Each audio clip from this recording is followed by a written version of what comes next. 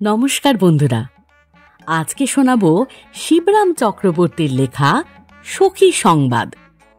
তবে গল্পটিতে বেশিরভাগটাই সংলাপ আছে, তাই একটু শ্রুতি নাটকের মতো করে শোনাবো। সঙ্গে থাকুন।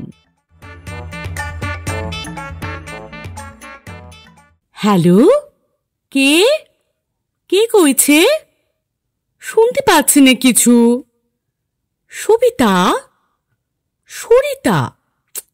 সরিতা আবার কে? কে?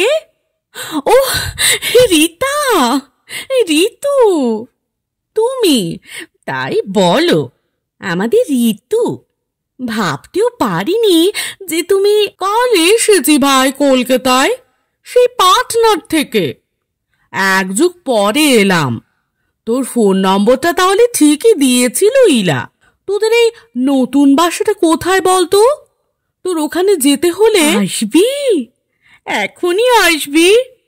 আয় না, আজ ছুটির দিন তো, আপিস টাপিস নেই, একলাই রয়েছি। চলে আয়। না না, গঙ্গা যাত্রা করতে হবে না, সেই বাড়িতে আমরা নেই আর। এখানে আসতে দাঁড়া, বলে দিচ্ছি তোকে। কোত্থেকে ফোন করছিস বলতো? দেশপ্রিয়র কাছ থেকে। তাহলে 8B বাস ধরে আসতে পারিস, কিংবা 2A বাসে চেপে এসপ্লেনেডে নেবে। না, সেটা একটু ঘুরে হবে। বরং একটু এগিয়ে এসে হাজরার মোড়ে যদি 33-এর বাসে উঠিস তো বেশ হয়, সেই সবচেয়ে ভালো। ওই বাসটা আমাদের বাসার পাশ দিয়ে যায় কি না? কোনখানটায় আছিস বললি না? হাতিবাগান। না না, গ্রিস স্ট্রিটের হাতিবাগান না রে, ইটালি হাতিবাগান। ইন্টালি মার্কেটের পাশ দিয়ে যে রাস্তা গিয়েছে তাই ধরে একটুখানি এগুলে কতগুলো সরকারি বিল্ডিং দেখতে পাবি। আচ্ছা, এক কাজ কর না, দেশপ্রিয় থেকে সোজা বালিগঞ্জ স্টেশনে যা। সেখান থেকে ট্রেন ধরে শিয়ালদায় এসে তারপরে 10 নম্বরের বাসে।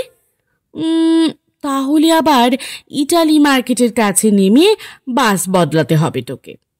না, ওই 33 নম্বরই সবচেয়ে সুবিধের। অবশ্যই শিয়ালদাতেও 33-এর বাস পাবি, বুঝলি? একেবারে জলের মতন। যাচ্ছি আমি, ট্যাক্সিতেই যাচ্ছি। ও মা, এসে পড়েছিস যে। ও মা, ঋতু, তুই তো একটু বদলাসনি, সেই রকমটি রয়েছিস দেখছি। কলেজে পড়তে যেমনটি ছিলি তুইও তো ভাই তেমনই আছিস। সেই তন্নি বন্নি শিখাটি। মাঝে যে এক যুগ কেটে গিয়েছে, তার একটু ছোপ পড়েনি তোর কোথাও। কেবল ওই চোখের কোণেই যা একটু, তাও কে কাজল রেখা বলে চালিয়ে দেওয়া যায়। কি করে এমনটি আছিস ভাই, বলবি আমায়? তুই আর বলিসনি, দেখছিস আমার এই রোগা প্যাঁকাটি দেহ, গায়ে কি একটু মাংস লেগেছে একদিনেও? সেই হাড় কখানেই রয়ে গিয়েছি। কি করলে যে তোদের মতো একটু মোটা হওয়া যায়, গায়ে একটু গতি লাগে। আর মোটা হয়ে কাজ নেই, মোটা হওয়ার সুখ কত। এই যে রোগা রয়েছিস সেই ভালো। সত্যি, শুধু এই জন্যেই তোকে আমার হিংসে হয়। বস তুই, আমি চায়ের জলটা চাপিয়ে আসি। আচ্ছা, একদিন ধরে একটা চিঠি দিসনি কেন বলতো? তোর কোনো খবর না পেয়ে আমি ভাবলুম বুঝি তুই বিয়ে টিয়ে করে কোনো দূর দেশে চলে গিয়েছিস। বিয়ে? বিয়ে করবে রীতা? নিজের স্বাধীনতাকে আমি সবচেয়ে বেশি মূল্য দিই জানিস। কারো খাতিরেই কোনোদিন তা বিসর্জন দেব না। আমারও ওই কথা। আমার কাছেও কেউ আজ অব্দিও বিয়ের কথা পারেনি ভাই। বন্ধু হতে চাই সবাই, বাঁধা পড়তে রাজি নয় কো কেউ। যা বলেছিস, তা বলে আমি যে একেবারে বিয়ে করব না এমন কোনো ধনুর্ভঙ্গ পণ আমার নেই। ICS এর আশা অবশ্য আর করিনে। তবে যদি কোনো উপমন্ত্রীকে তেমন পেলে কোন মেয়ে না লুফে নেবে? তবে এখনো পুরুষ জাতির ওপর তোর আস্থা রয়েছে দেখছি। বিশ্বাস হারাসনি তাহলে? কিন্তু ভাই, আমার কথা যদি বলিস তো কলেজে পড়তেও যেমন দেখেছিলাম ছেলেদের, এখন আপিসে চাকরি করতেও ঠিক তেমনই দেখছি। এক নম্বরের চালিয়া তোরা, আর মিথ্যুক যদ্দূর হতে হয়। তা তুই বলতে পারিস। তোর মতো যে মেয়ে একবার চোট খেয়েছে, তার পক্ষে পুরুষ জাতির প্রতি বিশ্বাস হারানো আশ্চর্য নয়। চোট? আমাকে চোট দেবে এমন ছেলে এখনো জন্মায়নি। কি করে যে নিজেকে বাঁচাতে হয় তা আমার জানা আছে। অন্তত বিপদের এলাকায় এলেই আমি বুঝতে পারি, সরে পড়ে ঠিক সময়ে। তোর মতন না। আমার মতন? তার মানে? বলতে কি, আমার তো বেশ ভাবনাই ছিল তোকে নিয়ে। ভয় হতো এই বুঝি তুই নিজেকে ডোবালি, খুইয়ে বসলি সব, বিপদ বাঁধালি একটা। যেমন ভাবে তুই ছেলেদের সঙ্গে মিশতিস। মিশলে কি হয়? তোর যেমন।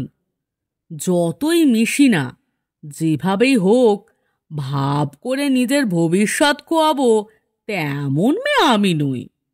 কোনো ছেলেই আমার কিছু করতে পারেনি। সেদিকে আমি বাবা ভারী হুঁশিয়ার ছিলুম। না না, অত করে মাখন মাখাস নে আমার রুটিতে। মাখন আমার বারণ। মা, এই কেকগুলি তো বেশ রে, খেতে বেশ তো, কিন্তু আধখানার বেশি খাবার আমার সাহস হয় না। ক্রিম কেকের দিকে তাকাতেও আমার মানা। তবে একখানা খাই ভাই, কেমন? একটা খেলে তেমন কিছু ক্ষতি হবে না, এমন কি বলিস? তোর আবার কি ক্ষতি হবে? যা মুটিয়েছিস এর উপরে এক আধ সের বাড়লে আর কি তোর যায় আসে? তা বটে। আহা, তোর মতো যদি দেহ পেতাম আমি, আর আমার মতো মুখ, ওই ছিপছিপে চেহারায় এই মুখশ্রী, যদি এরকমটা হতো। কিন্তু হায়, মানুষে যেটি চায় তা কি আর হয়ে থাকে? তা কি সে পায় কখনো? তোর মুখের সেই আঁচিলটা গেল কোথারে? কি করে দূর করলি বলতো? বিচ্ছিরি সেই কালো তিলটা, তিল না বলে তাকে তালই বলা উচিত, সে তালটা দেখছি নে তো। সেই আমার বিউটি স্পট হঠাৎ কি করে উঠে গেল একদিন। তিলে তিলে উঠছিল, টের পাইনি মোটেই। বিলিতি একটা ক্রিম মাখার জন্যই মনে হয়। আহা, সেটা গিয়ে এত মন খারাপ হয়েছিল আমার, তা কি বলবো তোকে। তা মন খারাপের কথাই বটে, না দেখে আমারই কেমন মন কেমন করছে। ওই তিলটা বা তালটা যাই বল, ওটা থাকলে কেউ দুদণ্ড তোর মুখের দিকে তাকাতে পারত না। তোর ওই চোয়াল উঁচু হাড় বের করা মুখের দিকে যদি তাকাতে পারে। ওইখানেই তুই আমায় হারিয়েছিস ভাই। তোর গলার তলায় ত্রিস্তর ছবির মতোই, ওই যে ইংরেজিতে যাকে বলে ডাবল চিন, কিন্তু তাকেও ছাড়িয়ে গিয়েছে তোর। কি বলে ওকে? গরুর হলে তো গলকম্বল বলে, তরুণীর হলে কি বলা যায়? তোর ওইটের জন্যেই আমার হিংসে হয়। হিংসে করে কি করবি? বিধাতা তোকে শুটকি করেছে। আর তোকে মুটকি করেছে। না না, খেয়ে ফেলো না ভাই, সরিয়ে রেখো না। খেতে হবে কেকগুলি, নষ্ট করা চলবে না অমন করে। না খেলে তো ফেলাই যাবে সব। কি আর হবে ওগুলো? বিড়ালেও তো খাবে না। অত করে বলছিস যখন, তাহলে খাই। বেশ কিন্তু খেতে ভাই এই কেকগুলি। আহা, কতদিন পরে ফের আবার দুটিতে মিলেছি। সেই আগের দিনগুলির কথা মনে পড়ছে, যখন আমরা কলেজে পড়তাম। আচ্ছা মঞ্জু, সুহৃদকে তোর মনে পড়ে? সেই সুহৃদ, সে যে রে ফর্সাপানা ছেলেটা, বছর খানেকের সিনিয়র ছিল আমাদের। কলেজ থেকে বেরিয়ে যে পাইলট হতে চলে গেল। পাইলট সুহৃদ? তা একাত্তর পরে বই কি, লম্বা চওড়া পুরুষের মতো চেহারা ছিল বটে তার। তুই তো তার প্রেমে পড়েছিলি। কে বললে? সেই বলেছে যার প্রেমে পড়েছিলি। তো কি বলতে গিয়েছে? শুধু কি ওই কথাই, আরও যা বলেছে, না সে কথা কাউকে বলা যায় না। কি বলেছে শুনি? তুই নাকি একদিন দুপুরে তার ফ্ল্যাটে গিয়েছিলি, আর তখন সে অবশ্যই তখন সে পাইলটের কাজ করত, আর তার বউ ছিল তখন বাপের বাড়ি, আর তুই গিয়েছিলি তার ফ্ল্যাটে। গেলেই বা বন্ধুর কাছে বন্ধু বুঝি যায় না? আর তার বউ বাপের বাড়ি থাক কি জাহান্নামেই যাক, তাতে আমার কি? পুরানো কলেজ মেটের কাছে কি কারো যেতে নেই কো? তাই কি আমি বলেছি? এমন সময়ে তার বউ নাকি বাপের বাড়ি থেকে এসে পড়ল হঠাৎ, আর তোকে তখন নাকি সে লুকিয়ে রেখেছিল একটা আলমারির পেছনে। এই কথা বলেছে সুহৃদ? শুধু বলা, তার কি হাসি! বলতে বলতে হেসে গড়িয়ে পড়ছিল সুহৃদ। তুই ভারী মুশকিলে পড়েছিলি না রে সেই আলমারিটার পেছনে দাঁড়িয়ে। সেখানে ছিল আবার হাজার হাজার আরশোলা, নিংটি ইঁদুরও ছিল নাকি গোটা কয়েক।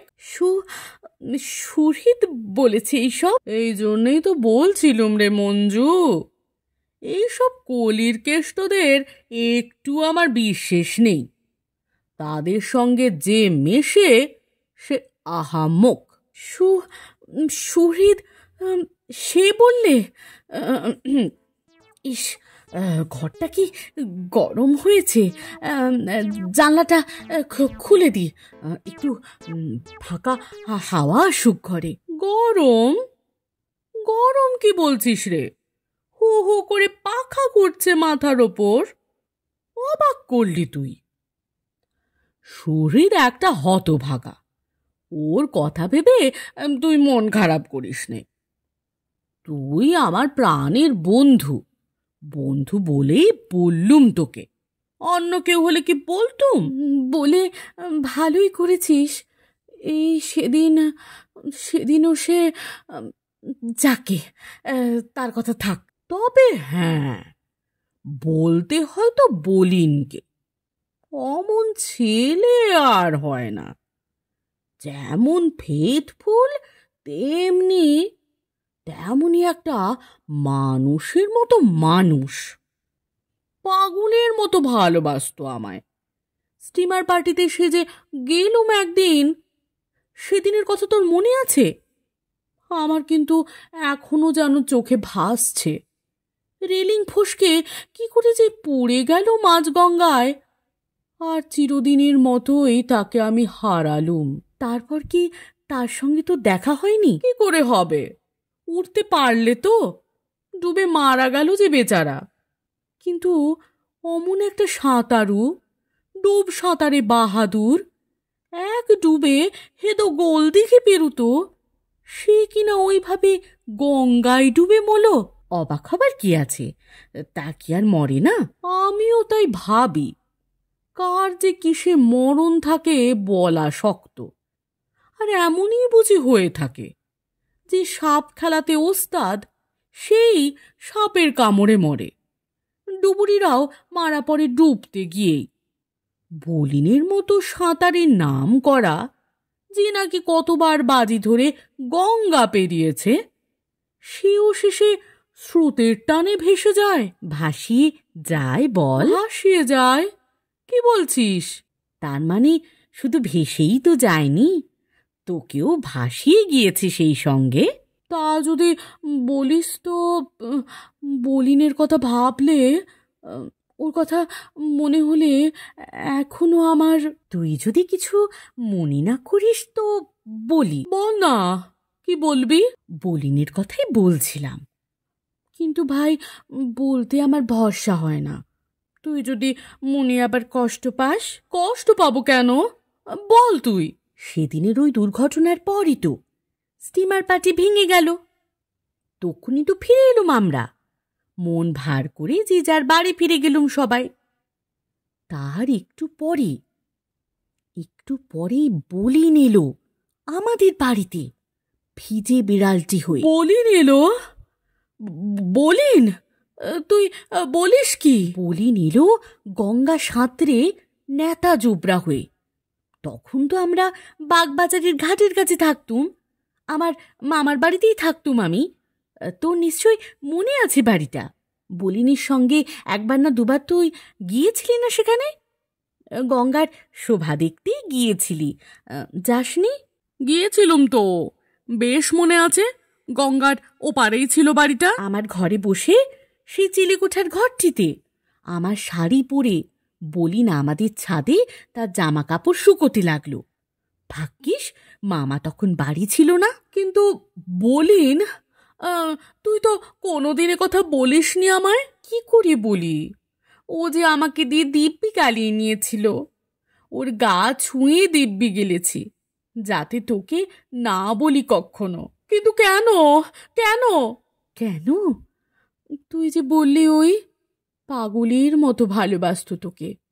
সত্যি সে তোকে খুব ভালোবাসতো, তাই তোর মনে যাতে কোনো ঘা না লাগে, তোকে কোনো ব্যথা দিতে সে চায়নি। সেই জন্যেই সে অমনি করে নিজের সুলীল সমাধি ঘটিয়ে ওইভাবে তোর জীবন থেকে একেবারে মুছে যেতে চেয়েছে। কিন্তু কি দরকার ছিল তার মুছে যাবার? আমি তো তাকে জানি আমি ঋতু, আর সেও জানতো। কিন্তু সে কি বললে জানিস? বললে, মঞ্জু মেয়েটা বড্ড ভালোবাসে আমায়। তা জানি, কিন্তু ওকে কি করে জীবন সঙ্গিনী করি বলো? যে মেয়ের বল না, কি বলেছিল? কাউকে বলবি নি বল। বলিন বলল, যে মেয়ের নাক ডাকে, যে মেয়ে অমন করে নাক ডাকায়, তাকে কি করে বিয়ে করা যায় বলো?